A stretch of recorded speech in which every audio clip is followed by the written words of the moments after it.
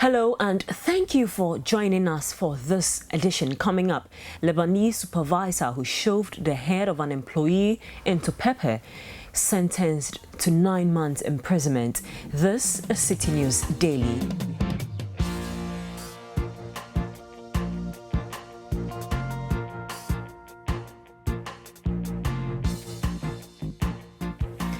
Let's move straight into our first story, and the Bekan District Court has sentenced the Lebanese supervisor at Marwako restaurant, Jihad Shaban, to 9 months imprisonment for assaulting an employee, Evelyn Boache. Shaban was charged with offensive conduct by calling the victim a prostitute and intentionally and unlawfully causing harm and assault. He, however, pleaded not guilty to the charges, but the judge, Victoria Ifuagansa, in her judgment said the prosecution proved beyond reasonable doubt that Shaban indeed committed the offense. The victim had earlier requested for an out-of-court settlement, but the judge rejected the terms of settlement by the two parties, stating the matter was criminal and not a civil one. Meanwhile, Jihad Shaban has instructed his lawyers to file an appeal against his 9 months sentence at the Bekan District Court.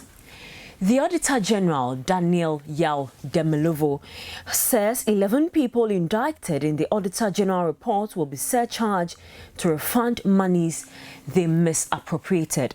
The individuals are expected to refund the money with interest according to the Bank of Ghana rate. 4 people have so far been served and the remaining 7 will be served in the course of the week. They have 60 days after service of surcharge certificates within which to pay the money. Affected persons are also allowed to appeal against the surcharge or disallowance at the High Court within that same period. Addressing the media today, Mr. Domelovo indicated that many more people will be served in the coming days and his outfit is committed to implementing a previous ruling by the Supreme Court. Away from that, despite the growing public outcry against the implementation of the mandatory toll tax, the Ghana Private Road Transport Union, GPRTU, has thrown its weight behind the move. According to the union, the spate of road accidents by abandoned broken down vehicles on Ghanaian roads will reduce if the toll tax is implemented. The Roads and Transport Committee of Parliament yesterday recommended that government implements the mandatory toll tax. Meanwhile, some companies that were earlier awarded a contract to toll broken down vehicles on the country's roads have threatened a court action against the National Road Safety Commission, NRSC, according to the head of communications for Ratchin Company Limited, Evans Jide.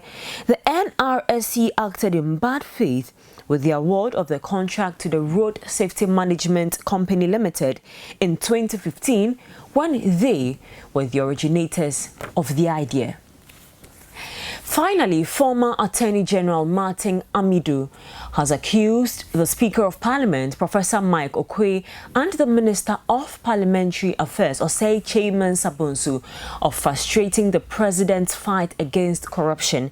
According to him, the two senior members of the governing party are employing various tactics, including subterfuge, to prevent President Akufo-Addo from going ahead with his campaign promise of bringing corrupt public officials to book. Martin Amidu's accusations are contained in his latest article on what he terms the deliberate internal ploys by persons both at the presidency and parliament who are attempting to thwart his efforts. Citi News Daily's Nathan Kwao has excerpts.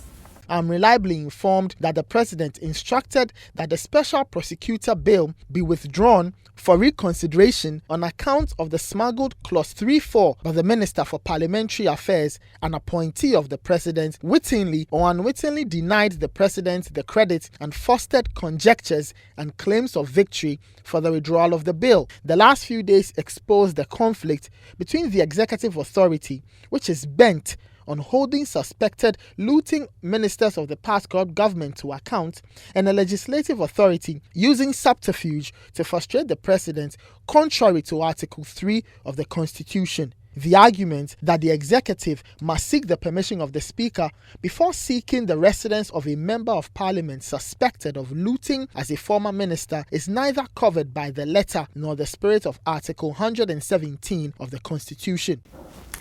And that's how we wrap up today's edition of Citi News Daily on Citi TV. My name is Zoe Abu Baidoo. Make date to that same time tomorrow as we bring you stories making the headlines. Thanks for listening.